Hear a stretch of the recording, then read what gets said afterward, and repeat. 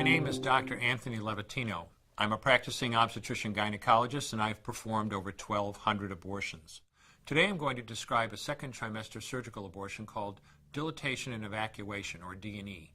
A D&E is performed between 13 and 24 weeks of pregnancy. After administering anesthesia, the abortionist uses a weighted speculum, like this one, that opens the vagina widely. Because second trimester babies are so large, this greater access facilitates a late-term abortion. Late-term abortion requires that the cervix be prepared 24 to 48 hours in advance with laminaria. Laminaria is a type of sterilized seaweed that absorbs water over 8 to 12 hours and swells to several times its original diameter. Once removed, metal dilators can be used to further open the cervix as needed. Once the cervix has been stretched open, the suction tube is placed inside. A baby at 20 weeks gestation is as big as the length of my hand, from head to rump, not counting the legs. The suction machine is turned on, and pale yellow amniotic fluid surrounding the baby is suctioned out through the catheters. With babies this big, they don't fit through catheters this size. The baby's bones and skull are too strong to be torn apart by suction alone.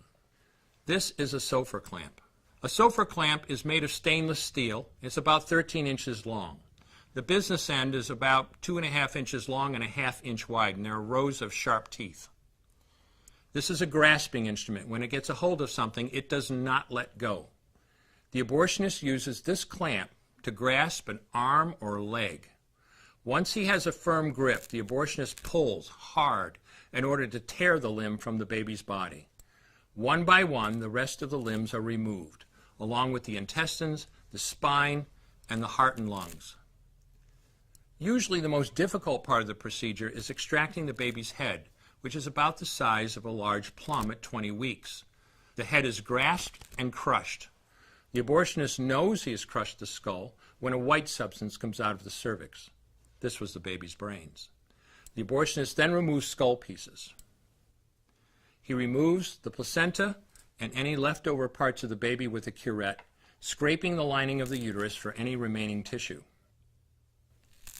The abortionist then collects the baby parts and reassembles them to make sure that there are 2 arms, 2 legs, and all the pieces. Once all the parts have been accounted for, the abortion is complete. For the woman, this procedure carries a significant risk of major complications, including perforation or laceration of the uterus or cervix, with possible damage to the bowel, bladder, and other maternal organs. Infection and hemorrhage can also occur, which can even lead to death.